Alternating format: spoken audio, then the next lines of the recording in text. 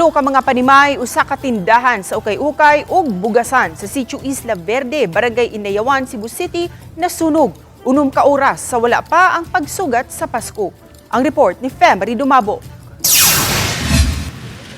Imbes nga nag-andam na ang pamilyang Garces sa ilang handa o Noche Buena alang sa malipayon unta nga pagsugat sa Pasko gabi. Nahimo kining masulubon human naugdaw ang ilang panimay ug nakaangkon pa og first degree burn ang duha sa ilang kabanay. Matud pa ni Spark nga linya sa ilang kuryente ang nakita nga mo'y hinungdan sa pagsilaob sa kayo. Akong mama rin nahabilin dyan, nanilig sa diri sa sala. Nga, ako may nagsilhig, nahibong na sa nisigan na nga porsyon sa kilid. Oh, kay naaman to siya wire good nga amo ito tuslok sa una, sa sakit nga, ni Spark siya. Oh, pag Spark, ano to, siga, da paspas na kay mga pagkitabo. Oh. Dakip sa napektuhan sa sunog ang silingang mga panimay ug kining tindahan nga namaligyaw og ukay-ukay ug mga bugas. Kinsa matod sa igsuon sa tag-iyani ning tindahan nga lakip sa nasunog ang kapin sa 100,000 pesos nga kwarta nga alang unta matod pa sa bono sa ilang mga kawani. Kagabi unta kini ihatag.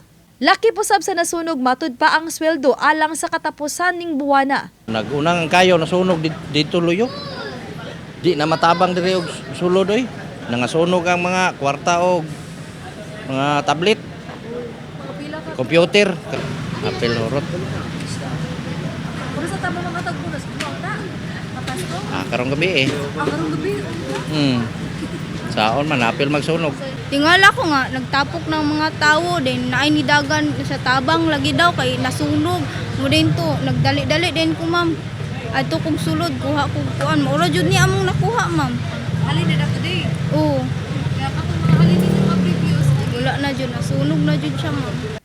Nadawat sa kabumbero ng alarma sa sunog alas 5:36 gahapon o gideklarar nga far out human sa 30 minutos.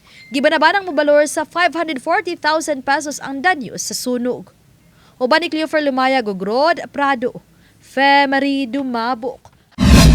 Balitang Bisdak.